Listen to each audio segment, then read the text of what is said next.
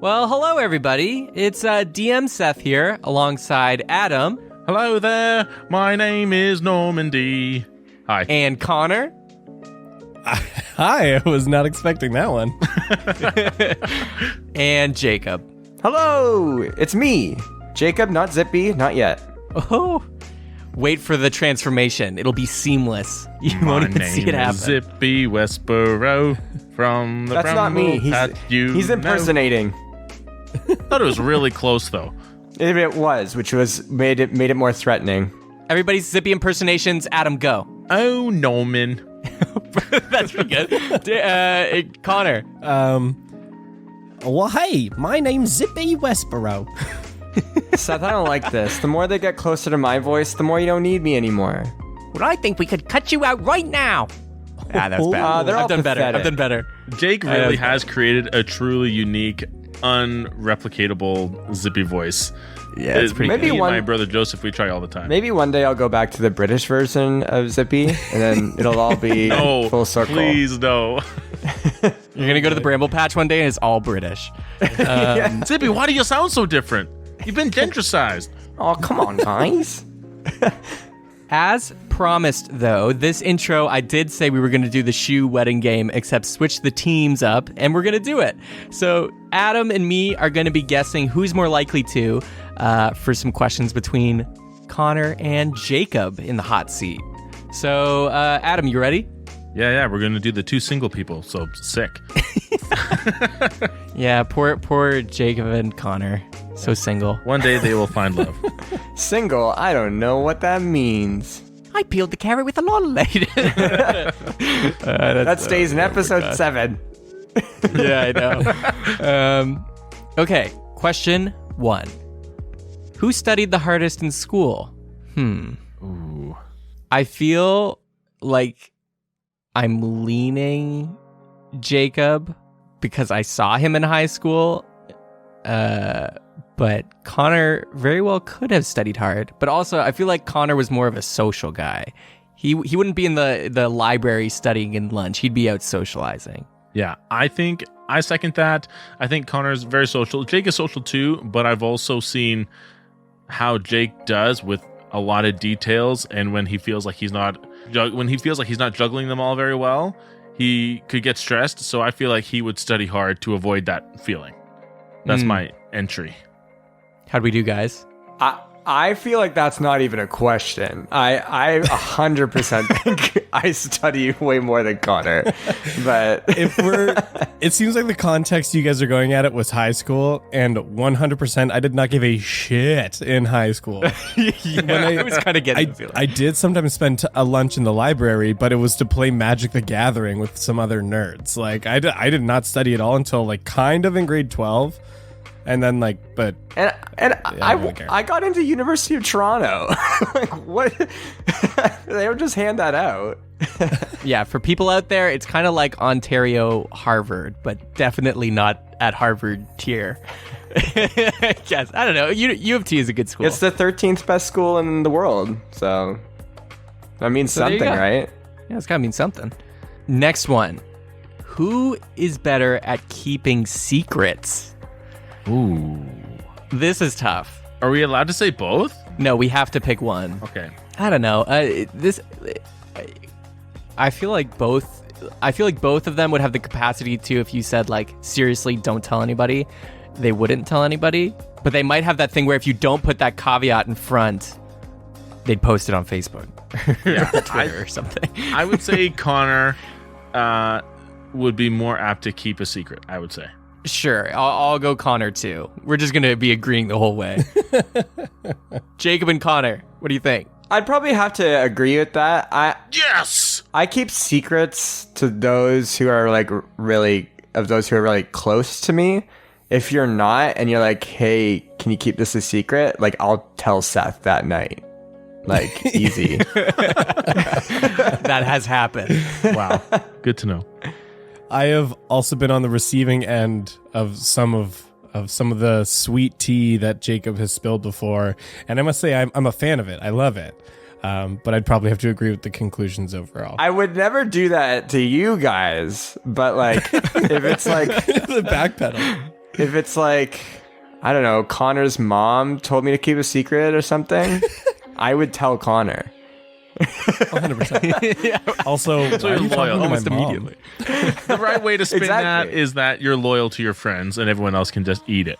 Yeah, pretty much. That's fine to me. Yeah, I'm still alive. Two Well- for two.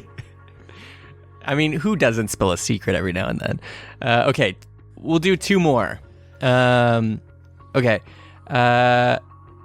Who is the better dresser? This might be kind of easy, for me at least. I don't know about you, Adam. Wow, this is... I don't really see you guys very often. You're both married, so you had to dress okay at some point. But either one of you guys, neither of you guys have obviously kept that habit. No, I would say... Yeah, go ahead. You go first, Seth. Here, or no, say yours, because I want your unbiased opinion before I ruin it. I kind of want to hide behind yours. I'm going to say...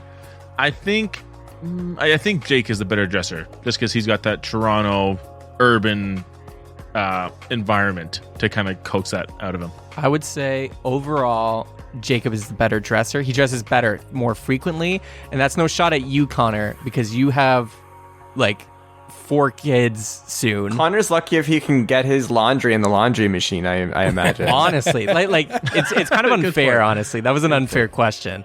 I might have lower lows than Connor, though. That's I would probably agree with that overall. There was a short period of time when I was working at Scotiabank where I actually, like I wore collared shirts every day by choice, and I actually like tried to look nice for like a year, and I did really enjoy doing that. But I think overall in life, my style can be summarized by Old Navy. So we'll just leave that there. For everyone listening, Scotiabank is a bank up here in Canada. Right. Yeah.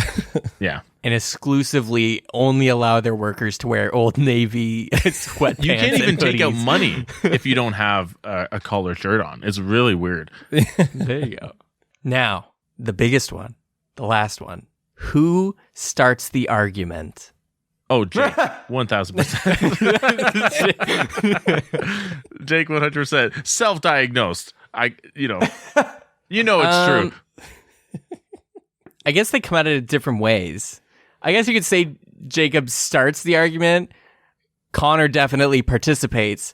Sometime Connor might tee up the argument. I've diagnosed this. It's a perfect storm. So I've talked to them both about this, not in like any kind of counseling fashion, but Jake has self-admitted he's like, oh yeah, sometimes I'm a bit of a pot stirrer, but Connor separately has also said, I just have a tendency to always want to have the last word. So it's just basically a perfect cyclone of hot and cold air that becomes a tornado because Jake's like, I think this, and then Connor's like, well, I have to explain to you why what I think is right. And I think I just get mystified by Connor's takes sometimes, and I'm just like, I have to make him know he's wrong about things, but because he's a stubborn person who wants the last word. It's doesn't happen. I feel very misrepresented by feeling like I need to have the last word. I'm not going to agree with that, but I will say I definitely agree with. meanwhile, right now, As I he's am doing very- it right now.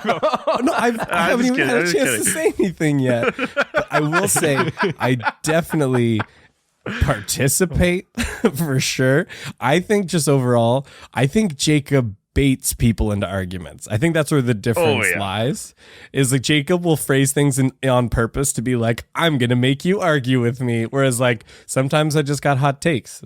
I was thinking the opposite. Like some of your hot takes are the bait. You know what I mean? Yeah, but I feel like I don't proactively like seek out to get the argument going. Whereas sometimes I feel like Jacob's just trying to get aroused, like trying to rouse me, get me going.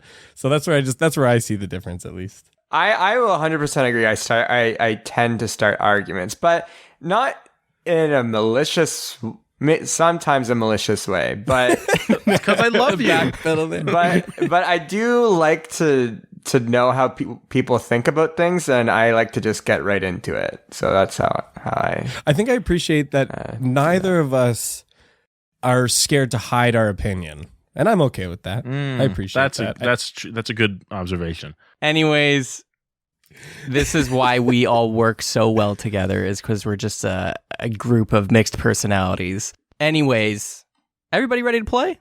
Absolutely. No. All right. Well, you don't need to be ready because it's going to happen inevitably. So, recap. Last time, the gang was split into 3 different sections. We had Norman, who was at the archives of Jadu, the museum. He snuck his way in pretending to be a friend of the Baron, but they all warned him no one's allowed to see the Baron while he's working. He didn't heed that, and he went in, and he found the Baron while they were working. And they turned out to be this almost clay, Gumby, stretchy painter elf, Christmas elf dressed crazy man with skin so blindingly bright that you couldn't stare directly at it as they shrieked and attacked Norman.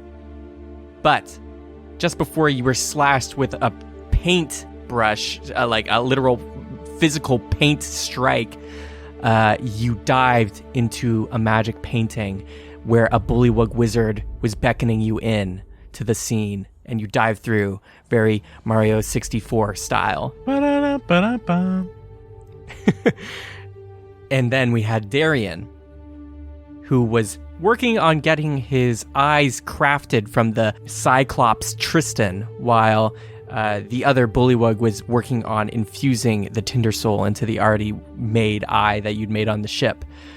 He told you he needed tools, and you and Gazpacho went down to storage to go get them. But on the way, you noticed a familiar figure. A tall, slender figure with metal dreads in this full mask, this blue, detailed, straight-lined mask with this fur pelt at the back, too. And their blue designed, like, white and blue waistcoat. Very sleek, very clean, very slender. The same person who attacked you right before you got to the moon and was clearly working with the ammo company. They saw you and immediately started chasing you down. You were struggling to survive in the storage area, baiting and switching them, distracting them with a dagger you threw several floors lower, and passed without a trace out of there, just as they killed the storage lady. And then we had Zippy, who through somehow convinced all these incredibly dumb level 3-4 druids to become a force to be reckoned with. He started a druid uprising, a revolution to take back the farm section of Jadu and to defeat the farmer and burn his fucking table down. Power within. The power within. The power within. The power within. After learning a little bit of lore from a giant mushroom. Also, that happened. But here we are. 3 different paths, all separate. Let's see where you go. And who's up first? Blah, blah, blah, blah, blah, blah. Darian. Good luck, dude. Fuck. Here we go. Darian. You are ascending the staircase back up into the workshop, back to the little balcony over this giant kind of open area where brooms and magic carpets are flying about and people are working on things. This giant elaborate workshop. You've got Gazpacho in your front chest pocket. That's usually for Pepper, and you have Pepper under your arm for your eyes, and you're walking all the way up. You get to the top floor. You can see the wheel with all the dimension doors that spins to lock in place which workshop you want to go to is still spinning. And also, you hear distantly, you can hear somebody moving their way up the stairs. What do you want to do? Okay, so I'm in that cog room. Is there... The rooms are constantly kind of like rotating past, right? Mm-hmm. So it takes a second for them to kind of like to loop around. I'm going to just book it to the cog and jump into the next door available. Okay. You jump in and you land, just rolling. And you can feel just immense heat coming in. It's a boiler room. And you can see a fire genasi working, like just sitting in a recliner and they're kind of just like holding a TV remote to a fireplace that's just a furnace billowing into the room. It's extremely hot, and they just go, what? You take, upon entering, 4 damage. Oh, no. It's extremely hot. Oh, wow. Excuse me, but are you okay? I shouldn't touch you. It's too hot, and my hands are very hot. I just literally drank some fire. Anyways, are you okay? Oh my gosh, this room is like breathing fire. Oh my gosh, do you have anything to cool me off? No, this is literally a sauna. Shit. Okay. Do you guys have any kind of security in this building or anything? Yeah, we should have some wizard guards. What do you want? I need you to call help for them now. Some psychopath just murdered the attendant in the basement. What? Romilly? Oh shit. Okay. And he picks up kind of a rocky talkie. It looks a little bit more sleek design than yours. And he holds it up to his ear and he's like, Wizard guards! Come in! And you hear on the other end, shh. And you can hear a crowd in the background of it, and you just hear, Yeah? What? somebody just died here at the Wonderworks. Is it serious? Or can I get to in like an hour? Because like the game's almost starting and there's a lot more people here. We gotta protect them or something. Someone died! We'll get to it later. Just revive them after. Come on. What do you want to do as they're trying to communicate with this guard who clearly doesn't care that someone died? I outstretch my hand towards him, say like, let me see the walkie-talkie. Here! You grab it, it burns your hand. You take Oh my gosh. 3 damage. Dude, get out of there. Listen here, you lazy bastards. There is some psychopath murdering people in the shop, and we need backup now. Okay. I'll be there in 10 10 what? minutes. A bunch of people are going to be dead before then. We'll revive them. Dude, it doesn't matter. We're wizards. Fuck them. Somebody shoot them at... You got magic on you, right? Do it. Go. And I toss the walkie-talkie back to the guy and say like, bureaucratic bastards, they're no help at all. Oh my goodness. And I take a piece of cloth and I just kind of like wrap it over my face. Is there only one way out of here? Out the front of that cog? I mean, you could go down the stairs and potentially like get it's really hot down there though, but there's another cog exit down there. Oh gosh. Both lead to the cog though. I go back to the front door of the cog and peek out. See, like stealthily. I still have pass without a trace on. You peek out and you can see like your head's going up and up and up, and you look down and you can see just coming up the stairs is the masked individual. Oh gosh. Is there what else is in that room? Like, is there anything else that like can be hidden behind, or is there a way that I could like climb out of this front door? Essentially, it's just an open kind of balcony. There is the water cooler in the corner, and there's a path that leads from the corner. Essentially, like one corner is the stairs. At the opposite end of the stairs on this balcony is a bridge that goes across to the entrance, and then to the right of that is another pathway. So it's pretty much just an open balcony. There's not really like seating or anything. There's just this cog in the wall. Gosh. So there's You could jump off the balcony and fall further into the Wonderworks if that was an option if you wanted to do, but... Okay, I'm going to try and stay like near the door at least to like hopefully not take any more damage because I seem to be stuck. And just kind of keep an eye on that dreaded figure for now to see if they're going to go hop into another cog room or if they're just going to stand there on the balcony, just like watch them for a minute. As you're watching through the door, you're like at the top of the cog now as it's rotating. You can see they're just looking around and they're slowly walking on the balcony. And somebody flies down on a magic broom and they just fly down with a little workshop goggles. They look like a little worker here. They're a gnome. And they just go, "Well, hey, buddy, need some help? Are you lost?" And they like slowly turn their mask to them and just grab their head and palm it. And they're like, excuse me, sir. And then They slam them into the ground, and you can see immediately the gnome goes unconscious, and their magic flying broom just falls to the floor. As there's a little bit of broken wood on the balcony where the gnome was.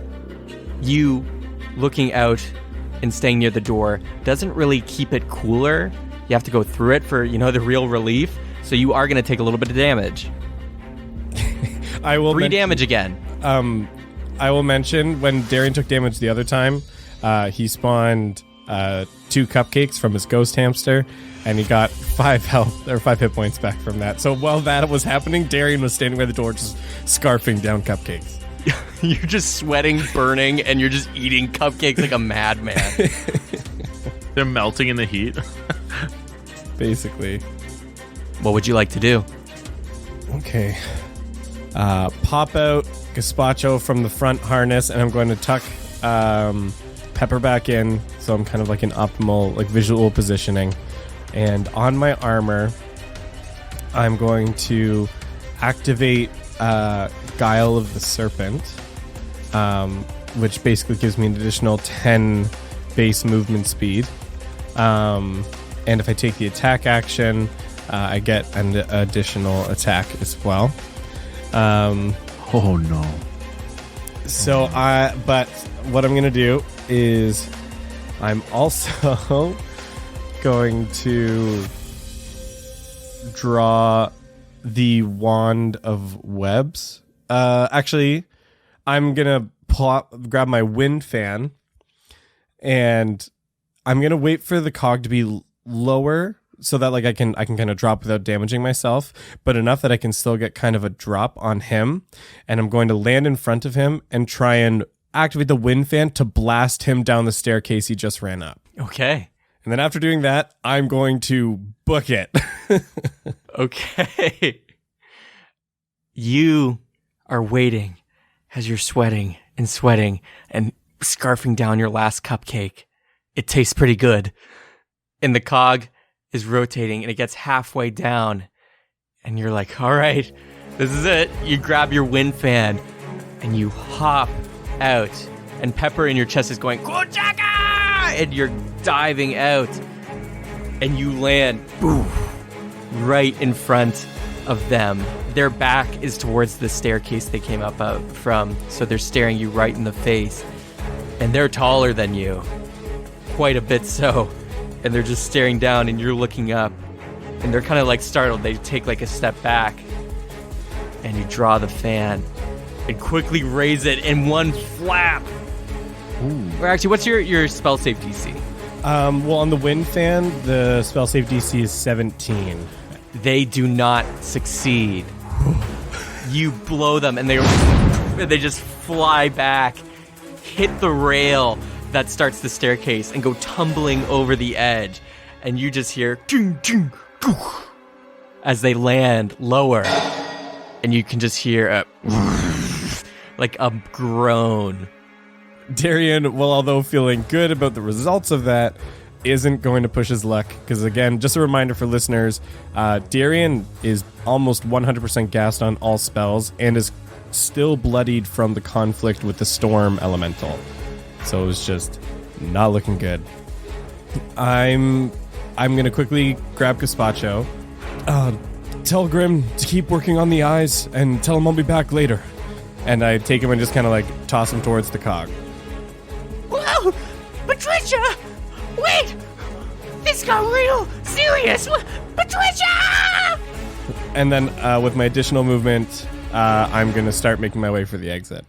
You're booking it across the bridge, and from one side, it's just the open workshop area, and to your right, you see the wall of dolls with all their eyes just creepily watching you as you run past and get out of the Wonderworks. You head to the exit, and you feel the air breezing through your hair. You can feel a really cool sensation finally, especially after you were basically sauna'd alive.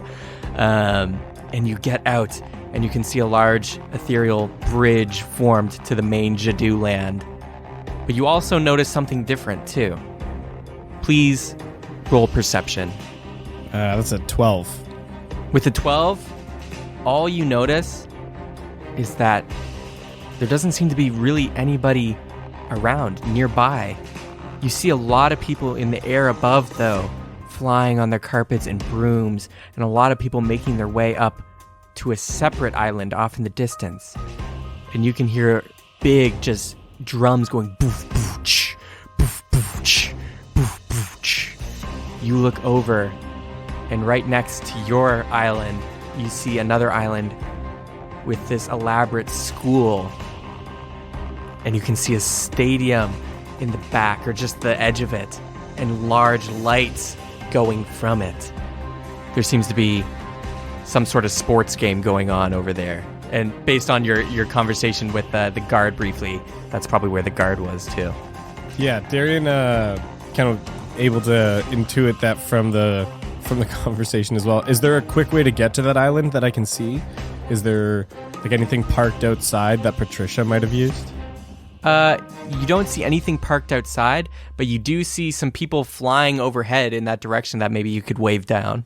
Yeah, well, I'm not going to stand in front of the door, but I am going to start running along the bridge. And while I'm running along the bridge, I'm going to call up to, some of the passerbys and be like, hey, I need a lift. Please, anybody? Hello. Could you use a lift right now? Persuasion check. That's another 12. 11 plus 1. You are trying to wave people down, but people are just like, nah, and a lot of people only have like single person brooms and carpets, and they're just going, and a lot of people are ignoring you. While I'm running away and calling out to people, I'm going to grab my wand of webs, and I'm going to cast it on the doorway, so that if Patricia catches up, they're going to have to spend time breaking through that webs, hopefully, and slow them down. And then keep making my way across the bridge. Hopefully, if I can see any kind of land way of getting to that other island, because at the very least, I'm going to try and ditch this person in the crowd. You are running, looking for a land way to do it. You're still waving, hoping somebody will maybe pick you up. And you look back and cast Wand of Web, and it goes over the doorway. And you're still running and waving. And then after some time, you see actually somebody does come down to you. It's another tandem magic broom.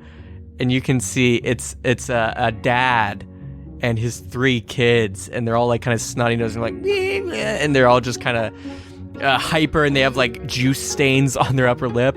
And you can just see a bullywug dad with like a classic just mustache just goes to you and like, hey there, son. How's it going? What are you waving for? Hey, I'll pay you 16 gold if you'll carry me over to that stadium.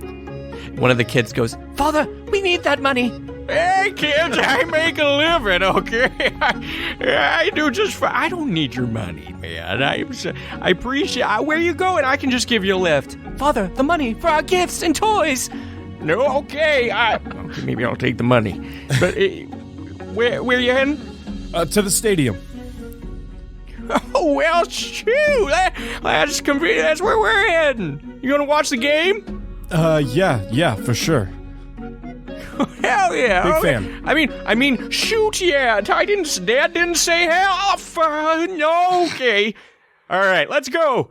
And you take off, and you look back, and you can see the web is getting pushed on all of a sudden, and then half a glaive comes out and is starting to cut the web as you're flying, and they break through. And the masked individual is just looking left and right and staring into the air. And you fly out of sight to the school. And you go and you're flying and you land and you can see there's just crowds of people here. Crowds of them just like cheering and wanting to get their tickets stamped and everything. And you can see you're outside of a gate. There's a large gate.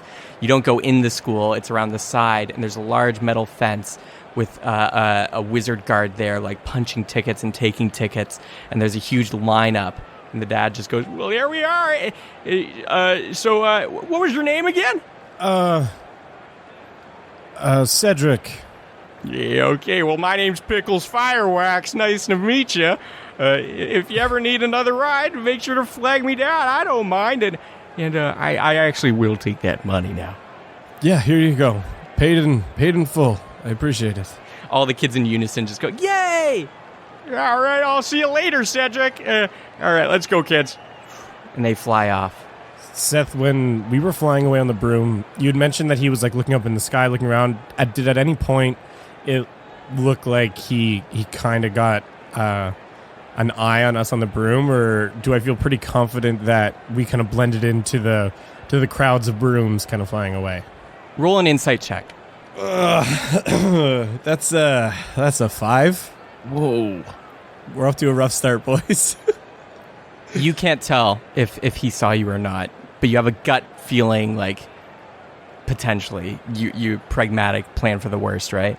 Okay, well, whether or not when we were flying, just as a retcon there, I was flipping him off. Okay. Okay, well, I'm gonna make my way to the ticket booth and just try and get into the stadium. I'm just trying to basically I'm gonna try and blend in and get lost in the crowd, just on the off chance he did make me. All right. Roll stealth. That's a 12 plus 7, 19. With a 19, you can see there's lots of crowds. There's 2 lanes that are collecting tickets and 2 gate openings. And you're going through and you just kind of butt into line, and somebody behind you is just like, hey, what's going, you can't butt. And then you just turn around and just give them the most panicked look, and they just go, yeah, okay. And as you're getting up to the ticket booth, the guy is like, tickets please, and he looks at you, Darian, and the guy behind you just goes, here, 2 tickets, one's for him. And he's like, all right, get in. And you get in. After we kind of step through the gate, I turn to that bullywug who kind of gave me the second ticket. I turn to him and just say, hey, thank you really much. I really appreciate that. Anytime. Don't worry. We all need a helping hand sometimes. What's your name? My name is Scorpia. Well, if I end up seeing you around, I'll be sure to return the favor. Awesome. But seriously, don't worry. It wasn't much. All my tickets are fake. It's I drew these. So. Oh, I could always use an impressive forger. Thanks. And then I disappear into the crowd. You disappear into the crowd. And as you turn the corner, you notice just crowds and stands full of people as you see essentially a football field awaits in front of you. At opposite ends of the football field, there are these large unlit pyres just made of wood. And you can see the stands just circle around. It is a full-blown stadium. Upon closer examination of the crowd, you can see there is some people waving flags and they have face paint on, and these just look like stereotypical sport fans. On the yellow flags being waved, you can see an eagle crest and text below that says East Wing Windwalkers. And on the blue flags with a hippo crest, you can read text that says Basement Brouhahas. And as you are making your way into the stadium, you hear an announcer come over an intercom system. Welcome, everybody. Now, who here is ready for the Pyre Pitch Grand Championship? Bursting out from tunnels at either side of the stadium, you see those wearing yellow wetsuits and those wearing blue wetsuits take off on magic brooms and carpets into the sky and are circling over the entire crowd as they go bananas. They then dismount and the brooms and carpets just fly away as the 2 teams face off in the center of the field. All right, guys and gals, I want a clean match here. Whackers, hold on to your baseball bats tight and don't go building that gorb too early or I will have to call suspension. Also, divers, when the pools appear, I want clean water fights, okay? No tugging on wetsuits. I don't want another streaker in this match, okay? Also, the flea flame will be lit as soon as I blow the whistle, so go nuts, have fun, and let's higher pitch!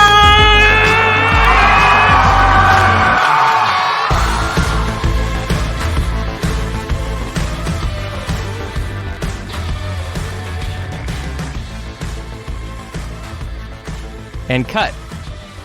Norman, you've just fallen through the painting. You look behind and you can see it's like there's a painting on the other side in a wall. And you can see inside the museum and you can see the paint streak is cutting through still. It's like bouncing off. It's like it's searching for you in that area. And the bullywug wizard behind you just grabs your shoulder and goes, "Oh, don't worry. It's all okay now." Where are we? And I'm going to put my hand on Apophis' shoulder and then Umbrelli's shoulder just to make sure that they're both with me. And I'm going to keep an eye out for Strand as well. Strand's underneath you, and it's kind of like coughing under your weight and slips underneath and comes wrapping full circle and goes back in your bag. Okay. And Apophis goes, "Ugh, bro, that was abstract as hell. Did you see that painting?" That was excellent thinking on your feet. I'm glad that you guys are okay. Bradley, how about you? I'm good. I'm out of breath. That was like a freaking demon. Guys, I'm proud of us. Look, we survived. I'm gonna reach into my pack, and I'm gonna look at Strand. Excuse me, guys, for a moment. Strand, and I'm gonna open the pack and I'm gonna look inside. You look inside, and it's eaten almost completely your mind mugger's mitts. No, Strand! Oh, you are so lucky. You just saved my life. I'm going to grab him and pull him out. And, I should have known. I'm going to pull him out. I'm going to look for my void cloak. You look for your void cloak. It's still intact, but it definitely has some chomps taken out of it. I'm going to put it on. And all the while, I'm looking at Strand very dejectedly to this point. I'm going to say, Strand, I told you once, and now I'm telling you again, do not eat my stuff. You are lucky that you are still with... I mean, I'm grateful for everything you've done, but bad carpet. I mean, oh my gosh. I'm going to wave the cloak around to see if it has any magical properties left. You feel it, and it feels like it still does, but a few more chomps, and it probably won't. I'm going to say, guys, does it still look cool? Yeah, man. I think it looks pretty punk. Oh, man. No, it looks pretty ratty. You know what? That'll be part of my backstory and you know, gone through a couple beatings and things. I'm going to turn back to the bullywug while keeping an eye on Strand. Strand, you are no longer allowed inside my traveling pack. You're going to travel out here with us. Who are you? Thank you for saving us. You look at the bullywug in front of you wearing just a blue robe and a blue wizard's hat, and they seem definitely off. They do not look like a bullywug. They do not look like anything. They look like a painted being. Like a 3D kind of marble sculpture-esque, just kind of water-painted being. And they just look at you and they're like, Well, I'm Pyro Hollyhorn, a mage from the War of Rage. And man, do I have some history to teach you guys, but yeah, usually I teach history here, but in this diorama, but I thought I might help you out because it looked like you were in danger. The Baron can get like that sometimes. Does he always look like that? Not always, only when he's working. What is his true form? I don't know, he changes it from time to time. Whatever he's feeling, he changes what he looks like. Could be a dragonborn, could be an elf, could be a bullywug. DM, I just want to... This is probably a long shot. I want to just kind of like... Norman wants to scan back, just like relive the last few moments and just recognize, or try to tell, did the Baron at all recognize me from... Because he sculpted us back in Orem, supposedly. There was like no sense of recognition there, right?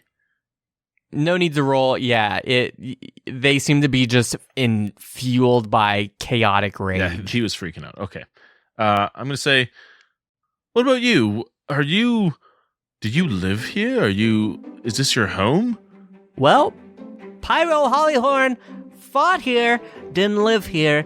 He lived, in Orem at the time, but I live here. This is my home, and this is where all of us painted beings live. And I'm going to gesture back behind me with a thumb. And is the Baron the one that conjured you? Sometimes he paints the paintings that come to life, and other times he takes other people's creations and bring those to life in the painted world. And I don't want to get existential, but are you content being here? I don't know any other way to be. I'm just here to teach my part of history. Okay, I want to take a look around. What do I see around here? You see in the distance behind, there's about 40 other wizards all kind of like pointing their wands and kind of waving back and forth. And you see a large red furred bear is like acting like aggressively on its back hind legs and its claws out, and it's like rawr, rawr, and it's kind of like pretending to be attacking them. I start to slowly walk forward in a way that I'm kind of inviting Polly to walk with us, and Apophis and Bradley as well. Okay. Because I just want to kind of walk amongst these guys. Like, it's kind of like a 3D orama, eh? Like, yeah. Okay. So this is like a tour. People would come through here and you teach your station about this era and this moment in time. Yeah, pretty much. We teach about this section and all other history facts of Jadu. And the painted world sometimes even stretches to other places of Jadu. So you can get all over just using the painted world. I see. Have you ever been? Have you traveled to any of these other places? Nope, I stay in my diorama. Has anyone been through here recently? No, not recently. I heard they're trying to add a new room and a new painting to the gallery, and they're doing a competition outside or something. Oh, I see. A new room. Pyro, have you heard of any ancient artifacts that would have come through this era in time? Maybe something like a grand treasure or something along those lines. Oh, grand treasure? Yeah, we got a room for that. It's just in the next one over, the first grand treasure. Oh. Do you mind you giving us a little bit of a tour of that room? Or at least show us the way. I can show you to the way. I don't know if I'm allowed to cross in. Well, you've already bent the rules for us. Why don't you come with us? You might learn something new yourself. I don't know. Persuasion check. Oh, so close. Okay, it's going to be an 18, but now it's just 5 plus 13. So, actually, 18 already. So, 18. Only if you don't tell anybody. Mum's the word, friend. Bradley speaks up and is like, well, I know some history too. I could teach you. Fine. Whatever. It could be a collaboration. This feels like school. But school's the greatest. Yeah, right. Bradley, school sucks. Bradley's like, yeah, Apophis, school does suck. I'll lean into them and I'm going to say, don't worry, guys. The best stuff is hidden at the end, where we can sneak in and get the best stuff for ourselves. Well, I'm not planning on sinking any knowledge bombs into my rock skull, so I'm just probably going to tune out, but I'm going to be slithering behind. And I start walking towards that painting entrance. You start walking, and Pyro goes, Well, okay, let me give you the tour. Well, in this room, this is the War of Rage. This is when all of us wizards banded together to take down Babar, the god of rage, and his bear Tether. And we sealed him away into the Null prison afterwards. The god of rage is always causing a muck every time he's reincarnated, so he needs to be dealt with quick. But unfortunately this time, he got too big to be killed. So we had to seal him away into an anti-Null magic prison. Fascinating. So he's in the prison right now, all this time. The god of rage. Yep. We better hope he never gets out, or it'd be a big problem. Anyways, next room, let's go, I guess. Let's go through the painting. and you see there's a painting into another painted scene that seems extremely familiar to you. You hop through, and it's a woodland scene where the trees are actually growing out of the walls and out of the ceiling. It's inside the first Grand Treasure Cube, way back then. And you can see silhouettes of all the first Grand Treasure Greeter team fighting off a giant basilisk. Wow. So here's where they found the first grand treasure. And they had to fight for it, too. Just behind, apparently in a cave, there was a large hoard of gold. And in there was a magic gold coin that was the real grand treasure. Said to give anyone who flips it unruly power. But obviously it comes at a gamble. Heads or tails, whatever you wager down has to be potentially paid in reverse. Interesting. I'm going to take a moment to look at the basilisk, and I'm going to gesture to its fang. I'm going to say, I actually have a friend who has that fang. It's like a poison bone dagger now. Anyways, keep going. Well, that's probably not true, but okay. Maybe they got it at a gift shop. We'll get to that at the end. Yes, maybe. All right, let's keep going. And you hop into another painting, and you can see it's the Alexandre Academy being built, the school that Darian's at currently being built. This is where Dumas founded the St. Alexandre Academy, the school of magic, the first of its kind. He went all around the world bringing masters and elusive and solitary wizards that were specialized in their school of magic and brought them here to teach others. Because at the time, nobody could really advance in magic. It was really tough to get good. But these guys allowed everybody to level up and shared their knowledge. So now we have a lot of really well-skilled wizards here at Jadu. Fascinating. DM, I just wanted, in this room, I want to wave my wand of detect magic to see if, I know the whole thing is like a magical illusion, conjuration, but is there anything in particular in here that is real? You wave your detect magic wand, and you don't feel like there's much beyond like the regular painting magic, but you can tell there's kind of like a window. You can see, you walk up to the school, it's being built, and you're kind of walking inside it with them, and you can see there's actually another small painting, and there's somebody kind of standing in front of it. It's a very small one, and they're just kind of smiling, being like, "I always have the best seat in the house." And you push them aside and look through, and you can see this little painting is showing out. It's like in the side of the academy, and it looks out, and you can see a pyre pitch game going on. Why does this look so familiar? Apophis, Bradley, look, Bradley, you especially, look, is this pyre pitch? Wait. Bradley jumps up and looks through and goes, Oh my God. "Why am I here with you? There's pyre pitch here! I'm literally wearing a wetsuit for... Let me in! I can play!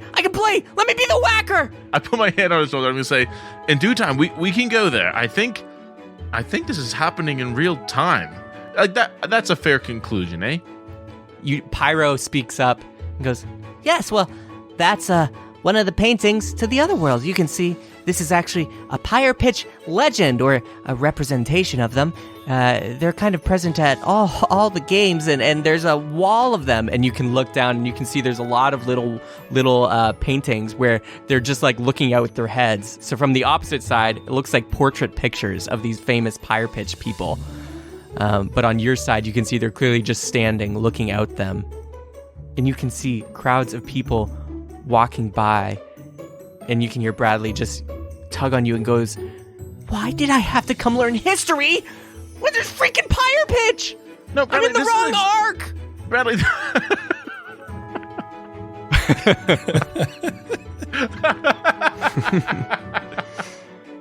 No, Bradley. Okay. Normandy doesn't laugh. Bradley, what are you talking about? This is exactly what I said. Of course, once we come through here, we wouldn't have found this if you'd gone with someone else. I'd take offense at that. Look, we're going to go through here in just a sec. If you just give me 5 more minutes, we're going to go in here and we're going to watch firsthand this amazing pyre pitch game, which, to be honest, you made sound really complicated. So I'd love to learn, but 1 sec. I'm going to turn to Pyro. I'm going to say, this is very fascinating. Where's the next room lead? Is there anything else that has to do with grand treasures or speculations on the next one? Not really speculations on the next one. I don't really know much about that, we just have history on the one that was found.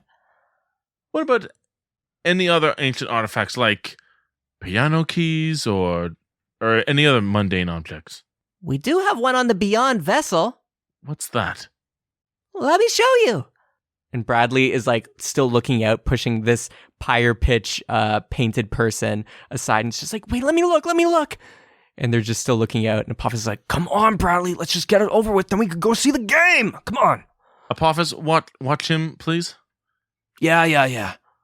and Apophis takes him off, puts Bradley down, and then he looks through and he's like, I didn't even get a look.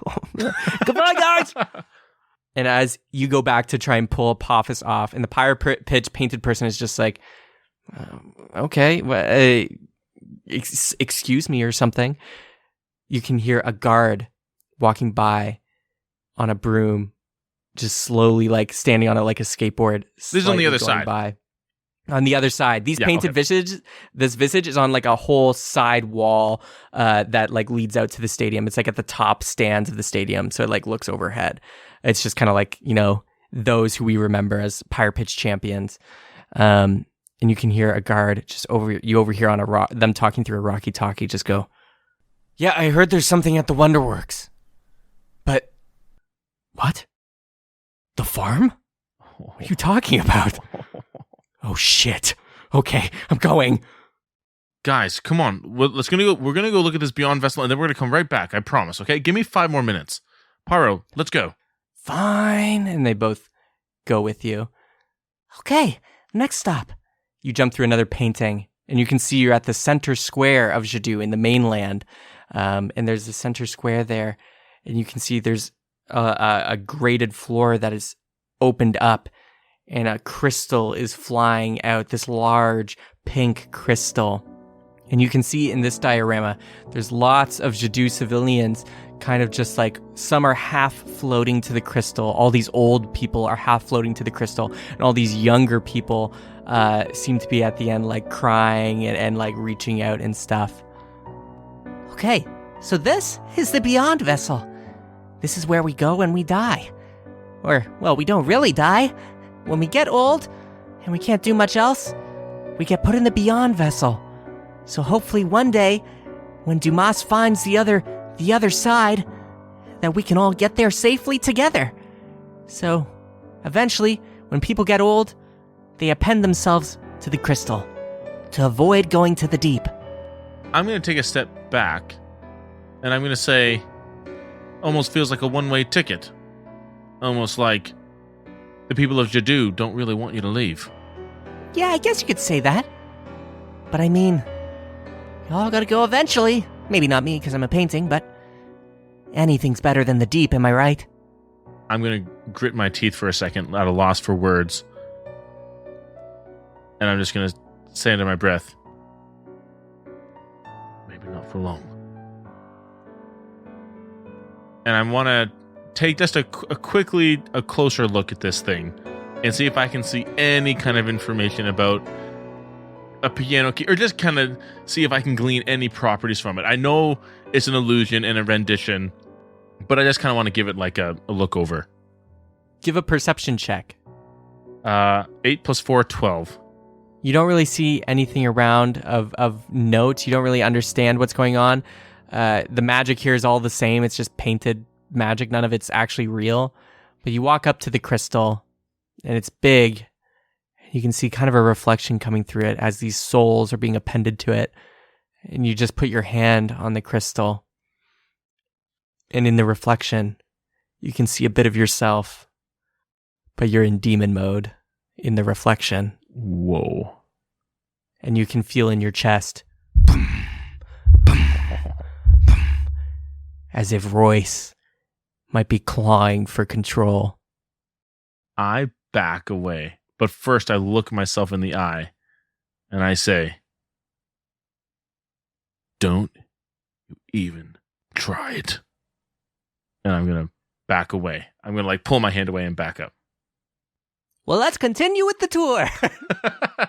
Oh, sorry. I want to cast Detect Thoughts. On It's my last one for the day on the crystal. You cast Detect Thoughts on the crystal, and you just hear a really sweet, silky voice just go, Yes, I think this might be right. This looks exactly how the crystal looks. Painted to perfection. it seems to be almost like the thoughts of whoever was painting it at the time imbued into their art. Okay. Okay, I'm going to say, Pyro, I don't really have much more time. What else is there? So much more. Let's keep going. I'm thinking back that Pyro match in the farm. I am going to give one more room. I'm going to say, yeah, one more room, Pyro, and then we must be going. Okay, but there's lots more history to learn, but... All right, let's go. I follow. And that's where we're going to take a break. Oh, no. Ugh.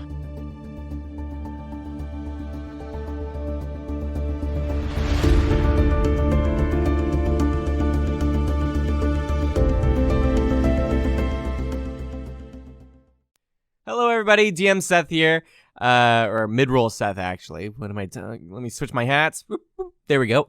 Okay, so I got some stuff for you. First off, our legend tier patrons. We have Randy, and we have Camden, and we have Old-Timer. The three, man, we're starting to make a little bit of a Mount Rushmore here of legend tier patrons. Thank you so much for your support and everything. The patrons are the lifeblood of our show. We wouldn't be able to achieve the sound quality we have now, or the music production or the editing levels we can achieve without the support of all our patrons, not just the legend tier ones. So yeah, thank you so much. And if you want to become a patron, I highly recommend doing the $2 tier if you can spare the change, because you get access to our Discord community, which is always growing, and also includes not just great people, but also we host game nights where we play Jackbox and Among Us, and sometimes people in the community or some of us on the cast here run one-shots and play one-shots with everybody. So if you're looking for a D&D group or you want to play some games online, it's a perfect place to do that. But yeah, and if you do it at higher tiers of the Patreon, like $5, you get access to our bonus episodes and our after show called Discussions by the Dungeon, where Adam interviews each of us every month, and we talk about the show and the recent episodes and everything and our thoughts on it. It's tough. My episodes suck because I can't say anything, obviously. But yeah, and at $10, if you want to do that tier, you get access to all our music, not just from the musicals, but also the music sometimes that we produce for the core show here. But yeah, so yeah, consider it. And if you don't want to support us through that means, you can support us just by following us on our socials and sharing us to your friends. Our socials being Twitter, at Cheaper Dungeon, Facebook, just search Cheaper by the Dungeon, Instagram, Cheaper_Dungeon. And yeah, they're all great spots to keep up to date with the show and know if there's any news, like if for some reason we had to delay an episode or something. That's always a great place to look and keep up to date with recent cheap news. Also, if you want a community besides the Discord one I mentioned, you can join our Reddit or go on our Reddit page. We always have episode discussions in there, and sometimes we post some memes. So go follow Cheaper by the Dungeon on Reddit. It's just the r/Cheaper by the Dungeon. It's great. And let me think. Oh yes, of course, calendar. Why do I always forget? Calendar. Next episode, July 6th. July 6th, we're continuing the Jadu arc, and we're going to keep going with the magic madness, and hopefully they all survive. But yeah, that should be it for me. Thank you so much, everybody, for listening, and I hope you enjoy the second half here. All right. Thanks, everybody.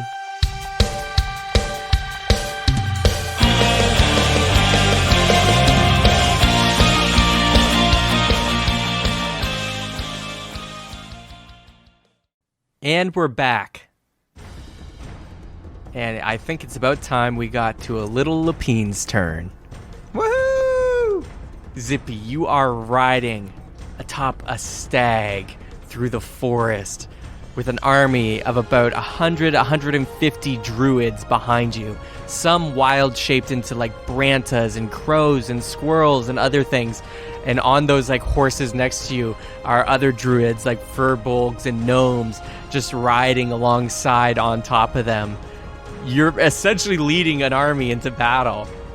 You and all your level 1 to 4 druids charging out of the woods with torches ablaze.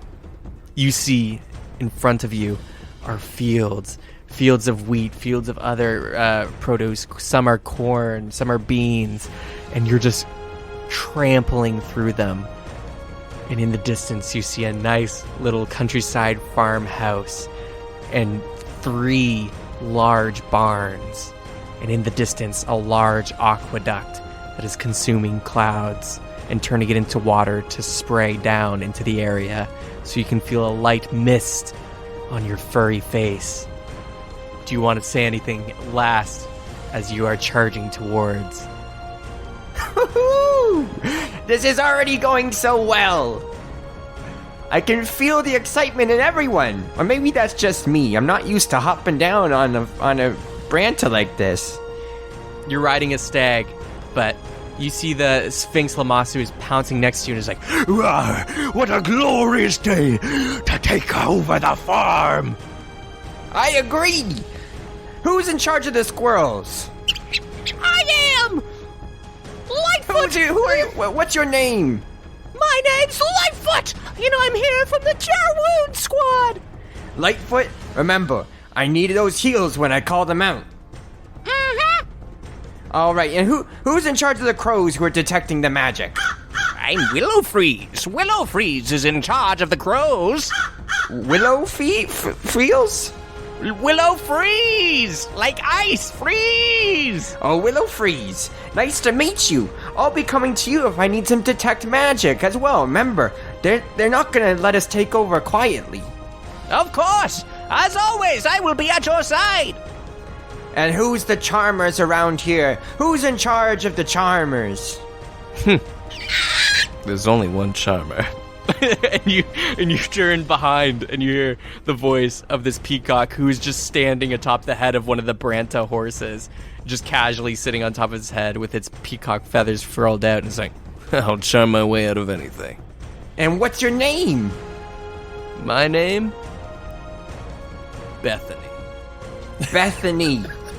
You'll be holding back a bit, trying to sneak in. You know where the farmer lives, right? Oh yeah.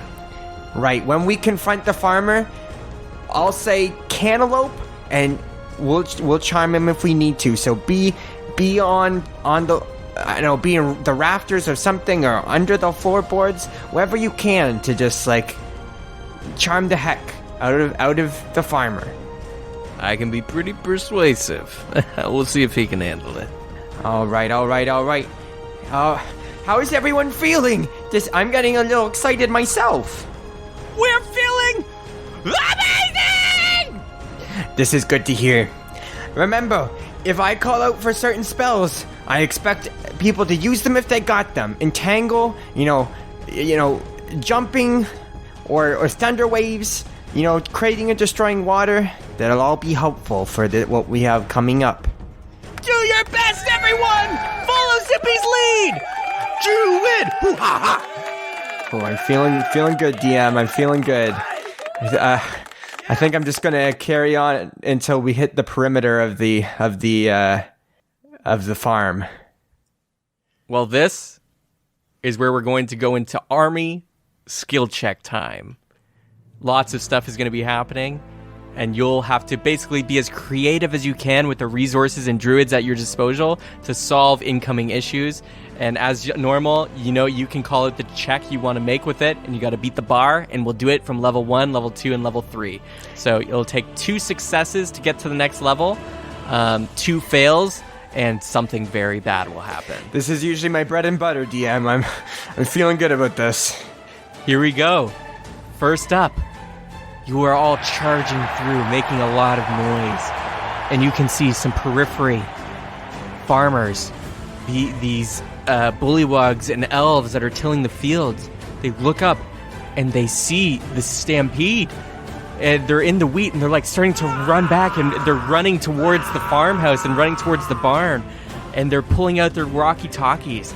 They're trying to signal people, and you can hear Willow Freeze come fly down to your ear and says, Commander, they are trying to contact for help or reinforcements. Best to silence their communications now. Agreed. Well, that was Willow Freeze, right?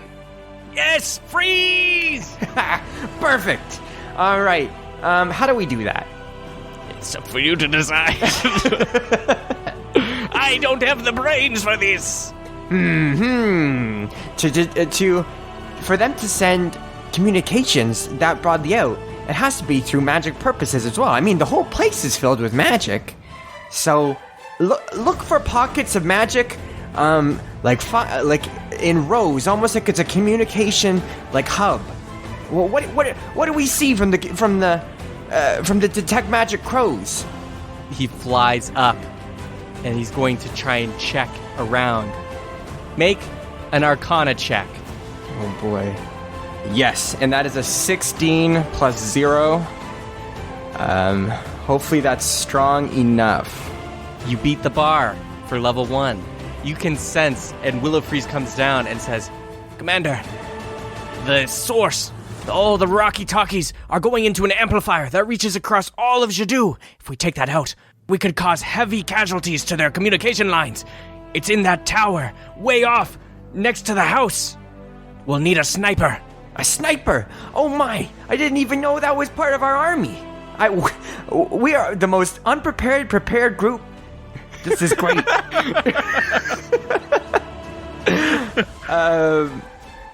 Sniper, introduce yourself. You see a cloaked beaver hops across some branches next to you and goes, I could do it. I got good aim. Oh, I always thought beavers were bad eyesight-wise, which is why, they build dams that are so ugly. You're right.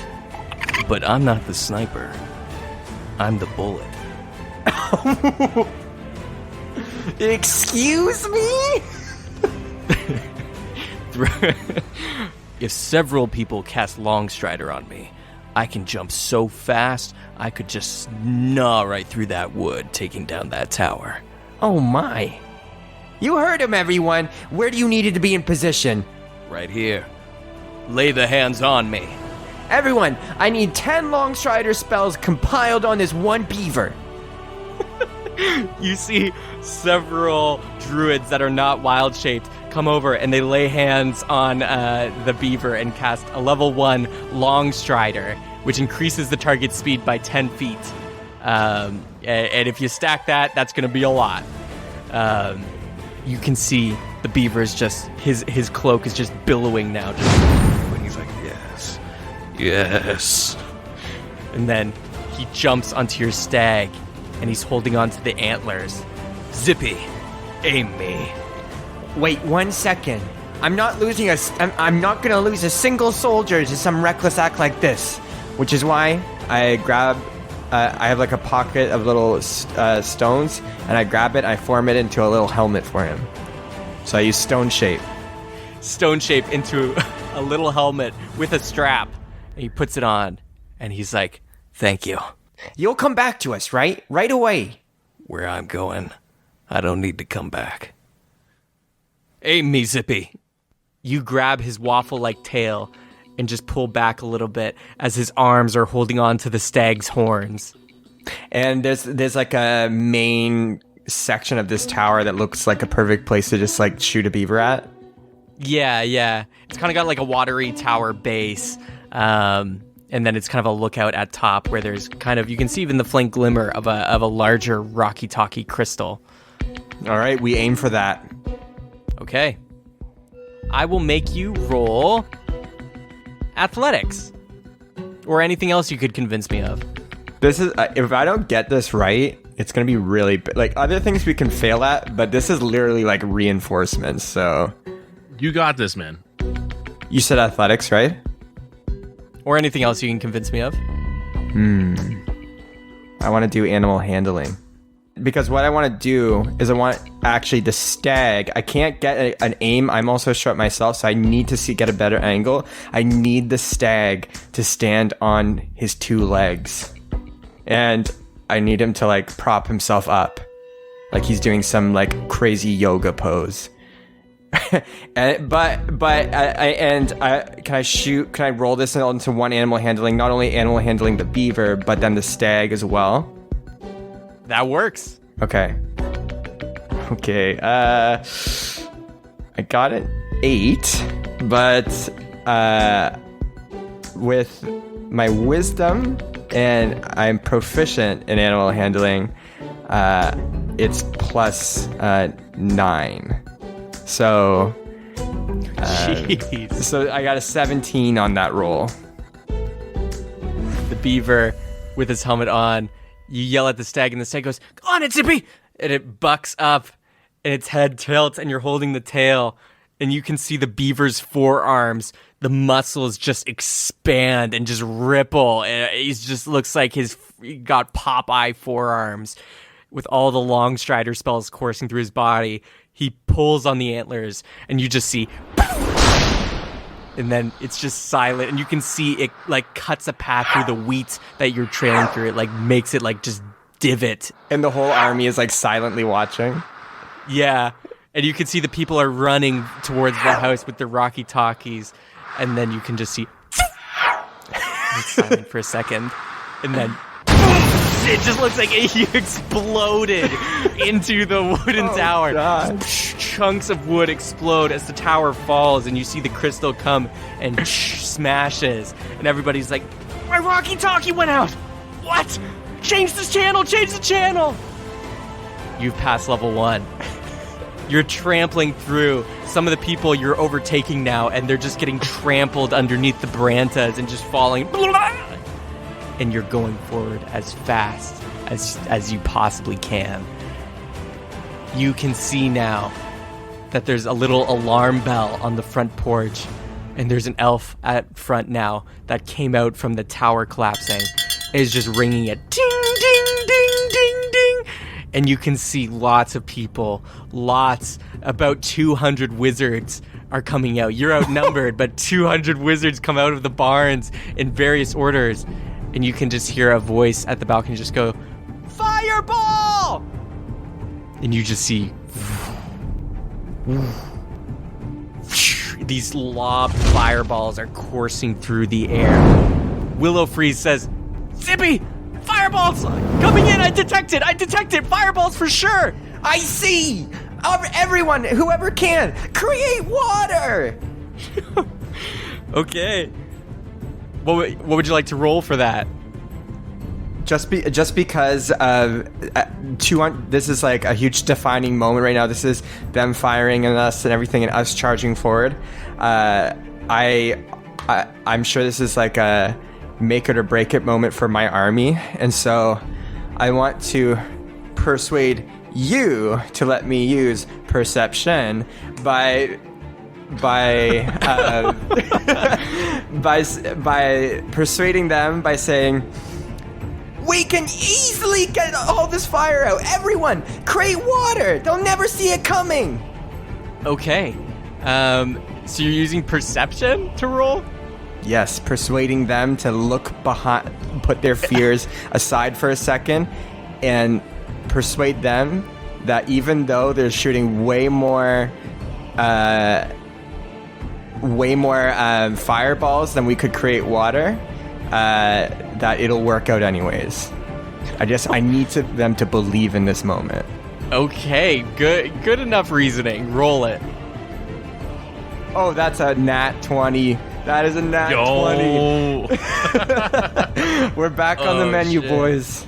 You see the fireballs are arcing through the sky, and you can see the glow is starting to light up all your faces, and you yell at them to just keep their eyes up and create water, and you can see all of them like avatar waterbenders all in unison are following under your command, and they're creating water, and it's even helping even more because of the mist in the area from from the aqueduct that's spilling through in the clouds nearby. They're grabbing from all sources to create lots and lots of water. Water balls that are sometimes even bigger than the fireballs, and they shoot them, and in the sky you see they collide, and some water balls actually go further, and all the fire is extinguished, and some of the water lands on the wizards, spilling them away, making them trip and go prone, and they're like flooding away, slipping and sliding as water is just raining down on them, these huge globs. But Seth, that's not all I want to do. Because everything has to come together in a plan. Oh shit. And I knew you would shoot fireballs at me. Oh god. I knew that. And so what I want to do, Zippy, is use that great old spell, Control Water. And with all the water that my army created, I want in my control right now. Okay. What are you gonna roll for that? Probably Arcana. I'm not great in Arcana, but I mean, to me, that just has to be Arcana. Or Nature, maybe. What do you think? Either one. I want to do Nature, actually. Like, Nature works. Yeah, okay, perfect. I'll do Nature. So that is that's a 12 plus 2 plus profit. So it's 12 plus 6, so 18. Okay. You, with an 18, start getting up, holding onto the antlers of the stag as well, really getting up there so you can see. And you feel so in tune with all the druids. You, as they're casting their water balls, as they were flying through the air, you were starting to control them, guiding them to where they needed to go, to make them feel even more confident in their shitty aim. It was actually all Zippy, who was several levels higher. And you feel as it like washes over on the ground, you start controlling it, and you can see the water starting to bulge in areas and like wave back and forth, tossing these wizards slightly like they're in a wave pool. What do you want to do with these? So for now, DM, what I'm going to do is I'm going to use this water to hit and knock over as many and knock out as many wizards as I can. But it's also to serve a different purpose. I also want to, at the same time, collect as much water through the mist and everything into my huge water that I like in the air as much as possible. Like I'm collecting all the water throughout the air. Okay. Please roll. So Nature is 18 plus 6, so that's a 24. The water is starting to form into a ball as you are splashing some wizards around. About 50 wizards have been taken out, just knocking their heads together.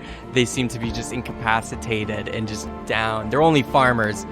But you see, it's about 150 wizards versus 150 druids now. You're getting closer and closer. You're out of the field and you're now on main grass and road, and you're heading up towards the barn. You're into level 3 now, and you hear coming out. The bell is still ringing, and you're getting a closer look of the old style just farmhouse. You can see the front door.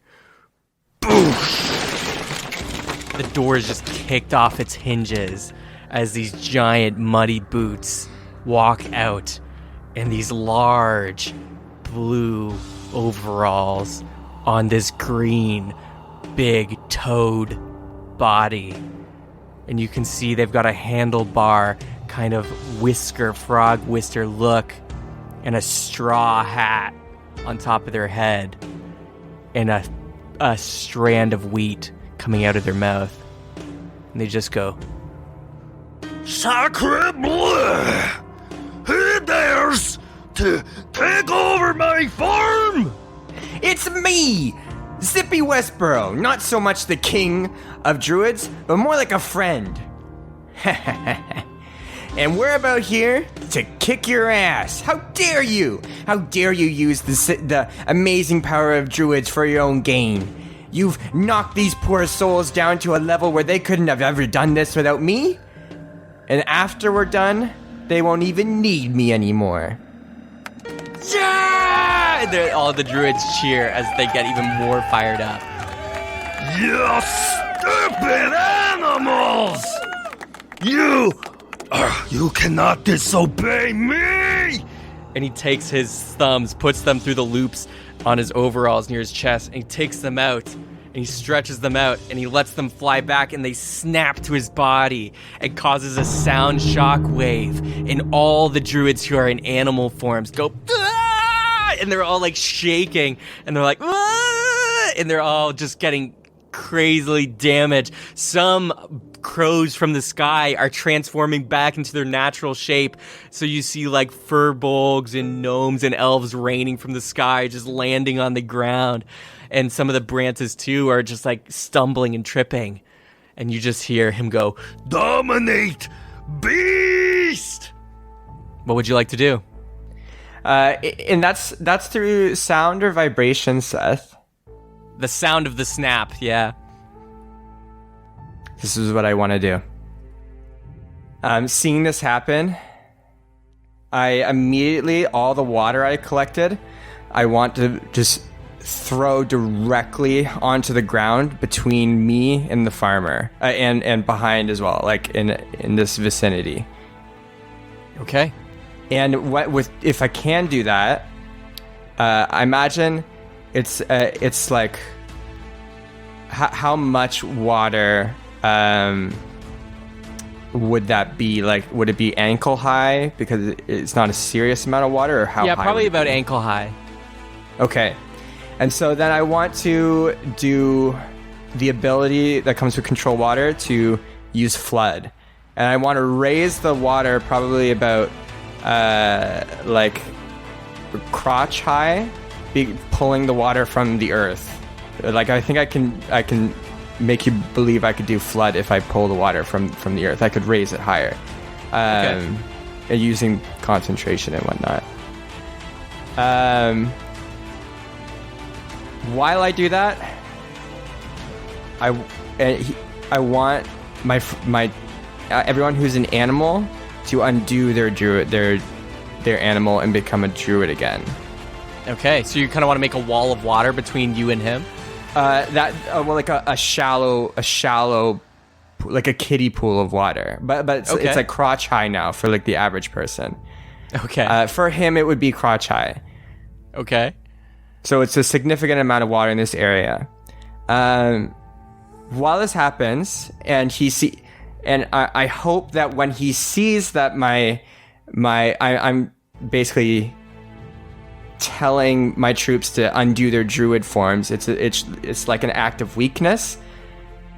But in the same time, Seth, I want everyone who hasn't turned into a wild shape, presumably on the back end, while the front people were, sacrificing their druids, behind everyone, probably not the most visible to him, to turn into piranhas.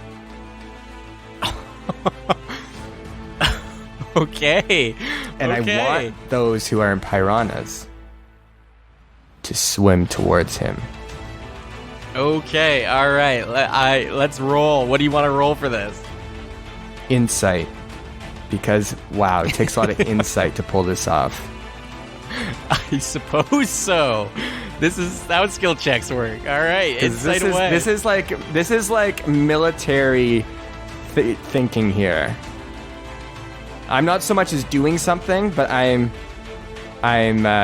commanding people to do this. I'll let the water create sound enough, and like everyone's screaming in the front end because of people and their beast, to turn behind quickly and let everyone behind me who hasn't turned yet, let them know what I just told you. Okay. Thank you, listeners, for putting up with me, but we're gonna make it through this Zippy Westboro style. Jeez. Oh God.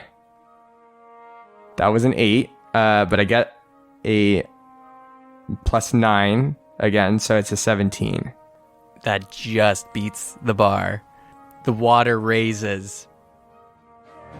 And you're getting it. It's like ankle and leg, and it's like you're kind of pushing it as a wave. You can't flood the area completely because it's not like a container, but you're like kind of pushing it as a flood, so it's like kind of waves that like dollop up onto their knees and getting up to that kind of height. And you're pushing it. And as everybody is falling, you yell out, like, everybody's canceled Druid Wild Shape. And they do, and they're like stumbling and rolling over their faces. And the people in the back now see what you want. And they all just start sprinting forward past your stag as you kind of hold the brakes a little bit. And the druids are diving into the waves. And as the waves are pushing forwards, just wave after wave, they catch one and turn into piranhas. You have about 50 to 60 piranhas in a wave moving forward now. All right, and they'll know when I want what the signal is, Seth. I sure hope so. But right now, I imagine it looks like we're pretty fucked. You know, like all the beasts, all the presumably people who are in wild shape are now just like recovering from his straps. And I want to ask him a few questions. Yell away. How could you be so cruel to us? Even in this moment, in this triumphant moment for us, you're still just a bully. We all need to eat. And I ain't killing any of them. Yes, but everyone who lives in there, whether they're a wizard, mage, or I imagine paladins, everyone who's part of magic gets to do magic the way they want. But everyone here just has to be basically slaves, more or less, to your needs. And they are not very happy about it. Clearly you haven't... If you really cared about everyone here, you wouldn't treat druids like second class. It's 'cause they are. They don't know anything about magic. Only thing they're good for is their meat. And I intend to use them for that. It's how we keep this utopia going.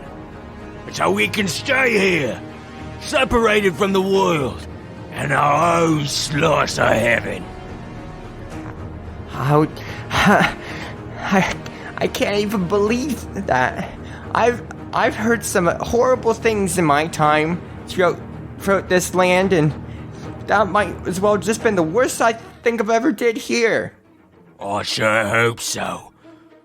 I keep all my druids here, and they ain't never leaving. And if you all play some little water splashing, then we too can play at that game. Your druid spells ain't shit. And you can see he's starting to cast a spell. Oh no. You see, coming out of the ground, arcing up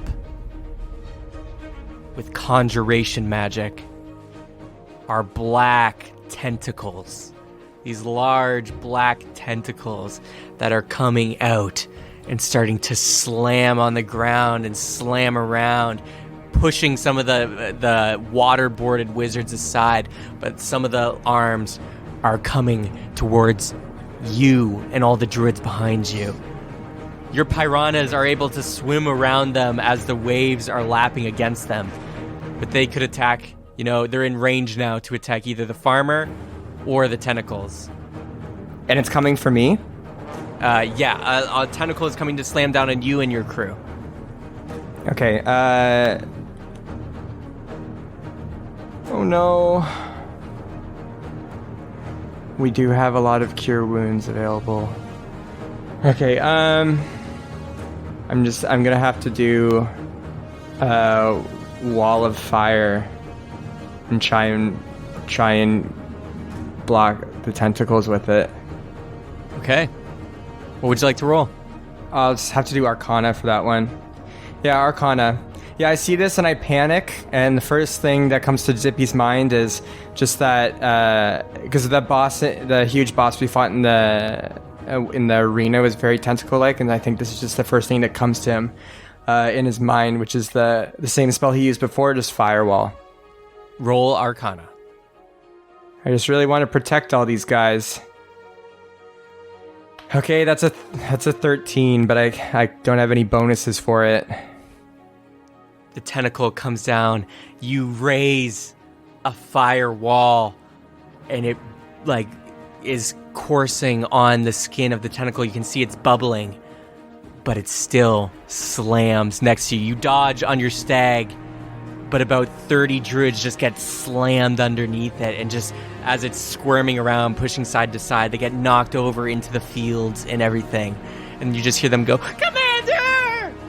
The Lamassu is next to you and goes, Zippy, at this rate, we need to do something. Keep pushing. We need to. We can cure them after. Cure Wound Squad can take care of them. I hope they can. Is there anything you can do with these tentacles? You're big, right? Can you maybe wrestle around with them? I can try. Roar! and he jumps up. And let me roll. Another tentacle is coming down to try and hit another side of your squad, and he jumps up and tackles it, and he like grabs it and arcs its path so only he gets slammed, but he curves it and poof, and he gets slammed into one of the barns and just caves through the roof. And the Lamassu just tanks that hit, and you can just hear the farmer go, Ho ho! Lord, even you got my pet in there! I need to do the signal for the piranhas. Okay, this is what I need to do. Is there another big animal? Is there any druid who hasn't turned into a piranha that could turn into something that could throw something? Yep, there's about like 15 druids that haven't turned into anything yet. Okay, I need the most confident looking one ever. You see one that's actually a centaur, and he's been just kind of going on his own, acting like a Branta. And he has just like long, flowing hair. Okay. We're gonna try and pull something off quick.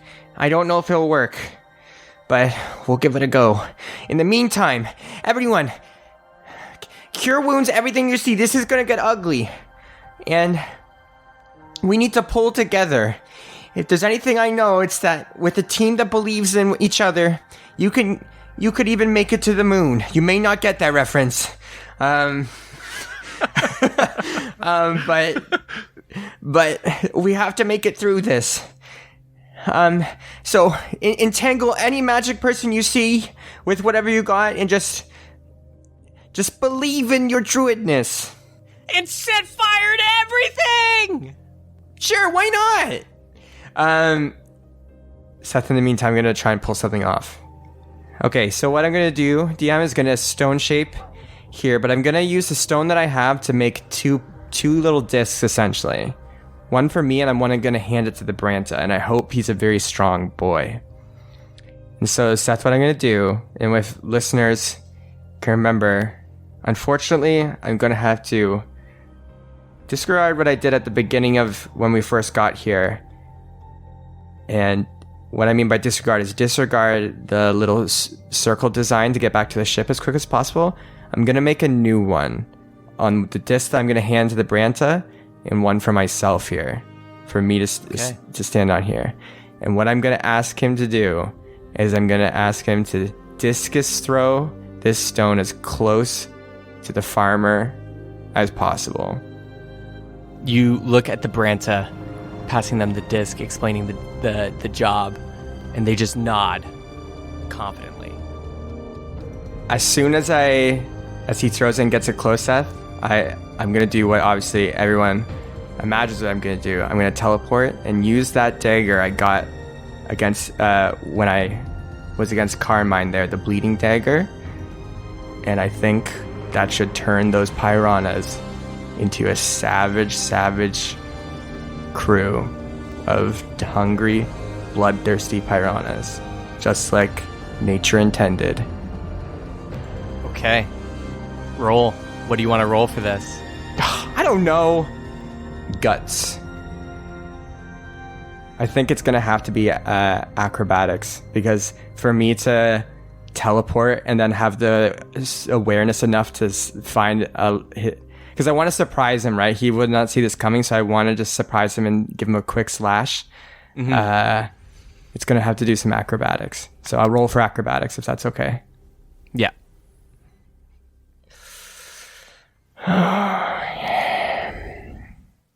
This is D&D. This is just how it is sometimes. I got a 6 plus 3, so I got a 9. You put the disc in the Brent's mouth, and they throw it like a frisbee. And just as it reaches behind the farmer on their farm porch, the farmhouse porch, you zip behind. And you go to stab them. Just so slow-mo, just stabbing. A wave of piranhas coming towards the farmer. This giant toad just seemingly standing still as your dagger goes for his side. And the piranha wave is finally reaching him. And you can see it's going. And you notice, looking up, one of his eyes rotates sideways around to see you. And your dagger's just about to pierce his skin. And the wave of piranhas is just about to hit. And that's where we're going to cut. Oh, no. No. Why would you do that? Wow. Oh, no. I was a bad commander. Cut to Darian.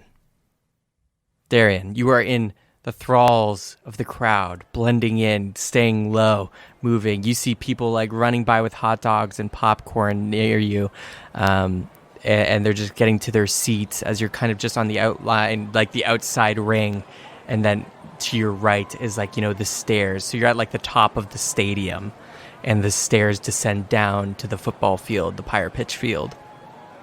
You're making your way through the crowd. The school wall to your left. Looking to it now, you can see there's portraits of famous Pyre Pitch players on the wall, and the eyes seemingly seem to like track you as you move. Very creepy, very, very painting, classic stereotype. And you can see text above, and like the frames have plaques underneath that say like the Pyre Pitch name and their year and stuff like that.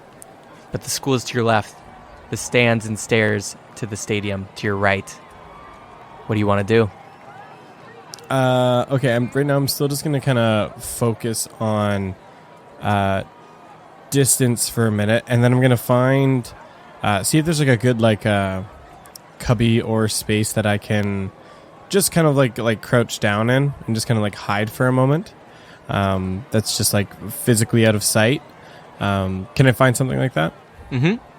You find a little cubby right next to like a little hot dog stand guy. You can see there's like a little makeshift little restaurant stand like you see in most stadiums where it's just like in the wall. And you can find a space just next to it, a little corner to hide in between stalls.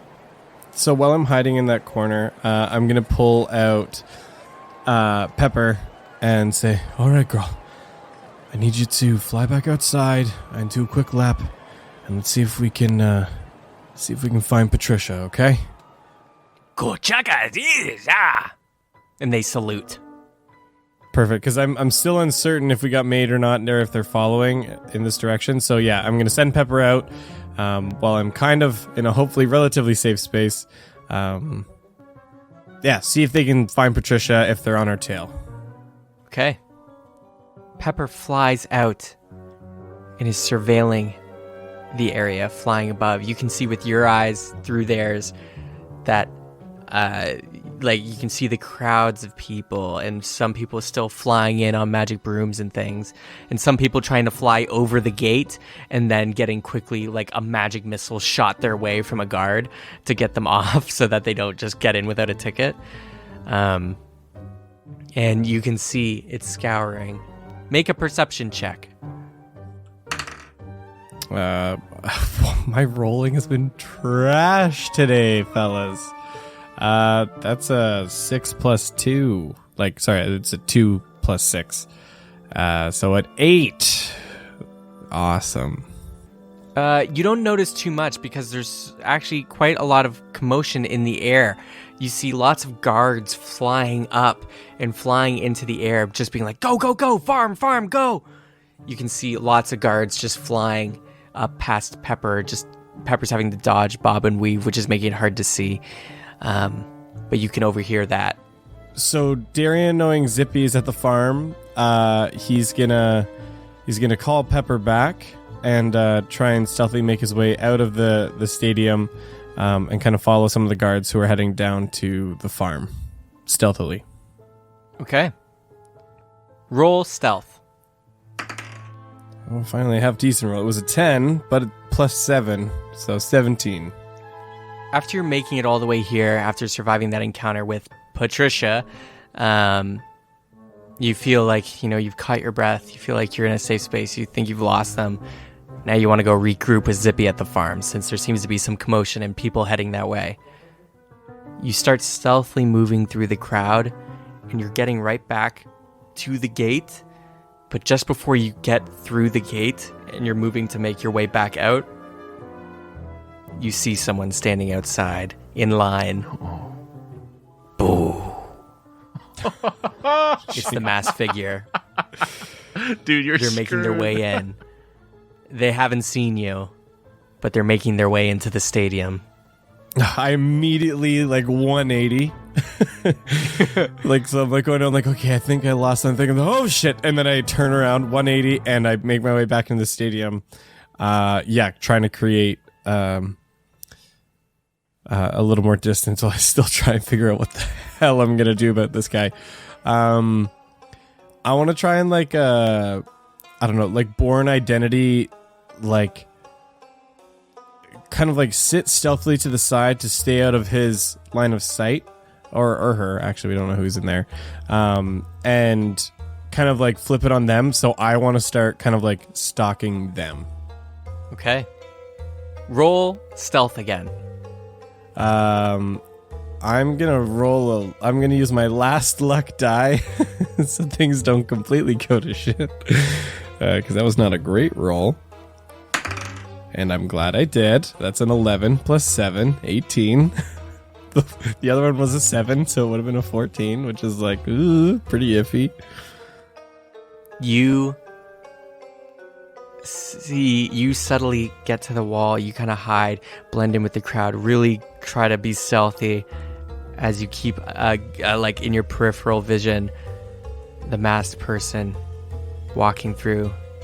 They get to the ticket and they hand them a ticket and they get in, and they're walking around, and you can tell they kind of tower above everybody else, so it's very easy to see them, and they're just kind of looking.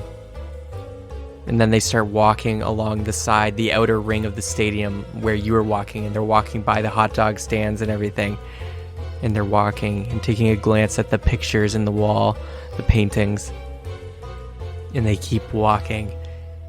And you smoothly blend into the crowd, the stream of people walking, as you're following the back of his metal dreads mask. And you're trailing them. To help paint a picture there, I originally had a more casual cloak before we upgraded our greeter cloaks to the bubble cloaks, and as I was waiting for him to come in, I switched back over to something a little more common looking to help cover that. You are walking in your commoner's cloak, looking as inconspicuous as possible, and you can see they're looking around, and they're looking around. And they seem to just constantly be looking for you. And then you can see all of a sudden they kind of jolt up. Their spine kind of straightens. And they're patting their pants. They're patting the back of their pants, like they're looking for their wallet kind of thing. And then they put their arms to their side, and then they start moving faster. And they take a left into the school. Okay. Against my better judgment, I'm gonna follow him into the school. Okay. You follow him in, trailing him the way as he walks into a corridor of the school. Cut to Norman. Sick. Okay. Norman, Pyro said that they had one more room to show you, and they do. And they take you to the next one. Okay, before you do, I just want to do something on the way. Okay. I want to close my eyes and whisper under my breath, have you been here before? It stays silent. The voice you're reaching for stays silent. Okay. Because in that moment, I am just thinking about the time when I'm just thinking about how I saw Royce there and how he doesn't like that crystal. And I know that Royce used to run the deep. And I just keep walking.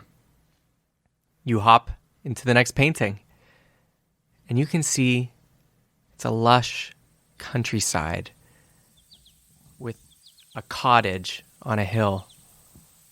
And this seems to be a bigger diorama than most. And you can hear Pyro say, Well, this is actually King Dumas's old childhood home. Way back in the mystical land of Wesnia, before the time was today. All right. Wesnia. I walk in. I walk inside. you walk inside, and it opens up into a nice little cottage. And you can see a little a bullywug painted kid, a little blue one, a little tadpole, runs out and goes, Hi! I'm Victor! Hi, Victor. Where are your folks? Oh, they're not here right now. This is the home of me and my brother Dumas. Way back in the day. Unfortunately, because of the time skip that Dumas went under, by the time he got back, I wasn't here anymore. But here I am, in history. Let me show you around. but it was my job to... I was showing them around. Oh, come on. Wait, you're not supposed to be here. He goes where I go. But you can lead this part, Victor. Pyro kind of looks at you like kind of shocked that somebody's standing up for him, just a painting person. And Victor just goes, Okay, fine. But here's the house. This is the living room. This is the kitchen. This is everywhere. This is where we first learned that we were in tune with the magical essence of the world. I want to stomp on the floor to see if it's hollow. you stomp on the floor, and it feels just solid. It feels like rock, even though it looks like wood. What do you mean connected to the essence of the world? That's something more like sorcerers instead of the intellectual pursuits of wizards. Well, there's magic in everybody and everywhere. It might be a little bit more dull now, after Wesnia got destroyed. But back then, it was kind of all around us. Everybody was, feeling in tune with it, some more than others. It was quite a time. Magic was much more commonplace and explosive. It was just much more potent. You could say probably because Wesnia was founded way sooner than today's, cities. Because back then, the god's essence and presence was still really felt, even in the very foundation of the world. And not so much now. Why is that? Is it because it's being consumed by something? No, things just dull over time. The gods have kind of, they only act through tethers. Back then, when they were down here, forging the planes and everything, obviously it was much more potent magic energy around. I see. And where's the largest collection of this energy now? Is it in that crystal that was in the last room? The Beyond Vessel? No. That's just kind of a Band-Aid solution to death. But this, the strongest magical energy? Well, some might say it's in a grand treasure left by Salem. But personally, I think it's in my big brother, Dumas. Big brother Varulius. I kind of flinch when he says Salem a little bit.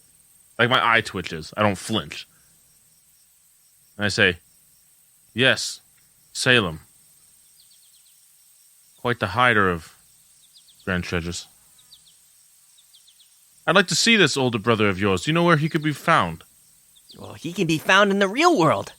Do you know if there's any kind of secret way into his chambers? Or an expedited way to get an audience with him? Well, You can see he's kind of like biting his tongue. Okay, I'm going to lean forward. I'm going to say, I hold a lot of sway around here, as you might have noticed. Maybe I can help you in return. really? Oh, yes, after all, I can visit and leave these paintings as I please. I can bring anything in that I want to. That is true. Nobody's ever offered anything. And Pyro goes, I know, it's crazy. He's the first one ever to help us painting people out. Everybody just wants a history check. You say helping you out. I'm going to pause. Could you want that in a literal sense? To get out? Bingo.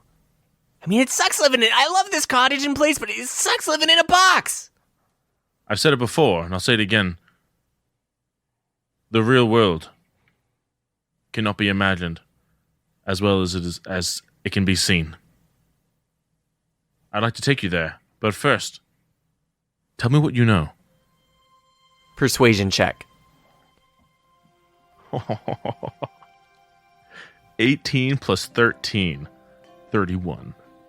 Just meets it. Victor looks at you and goes, You want to go see Dumas? King Dumas? I do. It's a bit of a journey. That's what I live for. Well, if you're up for it, let's take the backstage pass to get to Verulius. Lead the way, my friend. All through the painted world. Oh, man. I can guide you all the way there, to his tower. Well, friend, you lead the way. And I'm just going to make sure that I got Bradley, Apophis, Stupid Strand. I got both my guys, and I still got Quasimodo. So I got like a team of 6. I just want to have it established that we're all together, if that's still true. You check around and everybody's there. But you look at Bradley and Apophis and they look bored out of their minds and they're like, Norman, I thought you said we were going to look at watching that Pyre Pitch game. Yeah, listen, I think maybe me and Bradley should split from you before you do this grand quest, because Do you know what, guys? I might be doing something a little more tedious and a little tiresome. Do you guys know how to get back to the Pyre Pitch game? As long as you guys promise us to watch it and then meet us back at where we started, all right? Yeah, sure. Yeah, I totally know the way. You know the way, Bradley?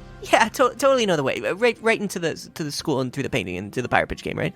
Yeah, totally. Let's leave this way. and Victor says, Yeah, there's the painting to the museum right there. and you turn around and you look through the painting. There's one on the wall that leads into the museum, and you can just see just the Baron like screeching and like paint streaks are flying through the air, and a paint streak goes vertically and like almost covers up right in front of that exit. And Victor goes, And the exit's closed. It was, sorry, let me clarify. So, but that's to the museum, but not necessarily to the Pyre Pitch. not to the other paintings. Yeah, I'm gonna say, guys, whatever you do not go that way. Go back the way we came to the Pyre Pitch. Sure. Let's go. And Victor goes, Yeah, well, actually the first place we gotta go is to the Academy. So, let's all go. So you all go through. You go through the festival with the crystal again, and as you pass, you feel a faint just boom as you pass the crystal. I lean into it for a sec. For a moment, I flex my bad hand that doesn't move. I flex it, and I just whisper again. I whisper again. What is it you really want, Royce? Why does this bother you so? And I keep going. You keep going, and you go into the school, and you're there again, and you're walking through, and you can see Apophis and Bradley like run up to the windows, like the paintings, to like get a glimpse of the game, and they're like, "What's the score? Yeah, what's the score?" And they're looking, and Victor and Pyro go, Well, they can keep watching through that little window if you want. I don't think there's any bigger ones to get out right now. Can they go through that window? If they were small, they could fit. Is Bradley small enough? Bradley might be small enough. He would be a tight fit. Okay, I'm gonna say, hey guys, do you guys have any money? You know, in case like if you ever do like fall through and you want like hot dogs or anything, do you or like food? Do you guys have any money? Yeah, I got some money on me. I got some in my wetsuit. Yeah, I got a few bucks. Here, Bradley, get me a hot dog. Bring it back.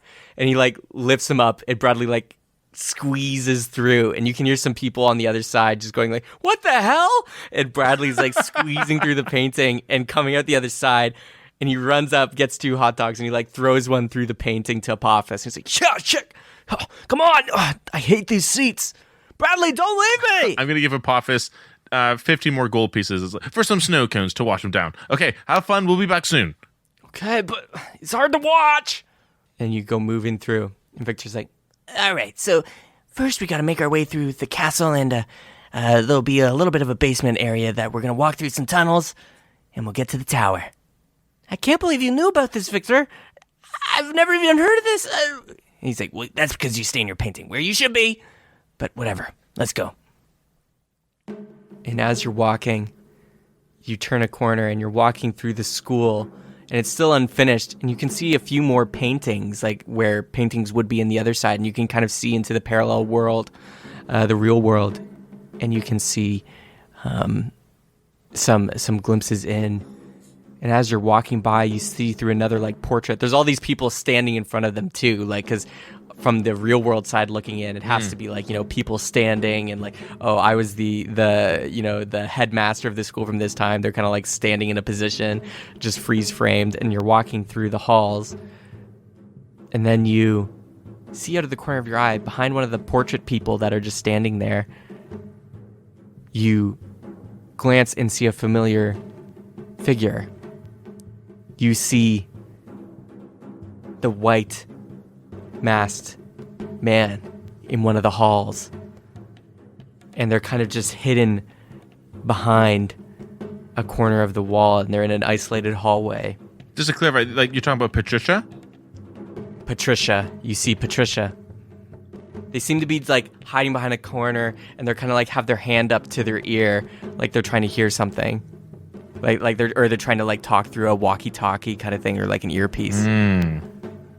Hold on. And I'm gonna creep up to the painting and like kind of look through with the corner of my eye. Roll a perception check. 9. I think this is a painting. You can barely hear a muffled. You don't make out the full conversation, but you do hear a voice. And it's very muffled and deep, and you just hear, Okay, Lou. The plan? Tomorrow. And Norman, just as you hear these words come from the masked man's mouth, in the corner of your eye, you can also make out Darian coming down the hallway. And that's where we're going to end the episode. No.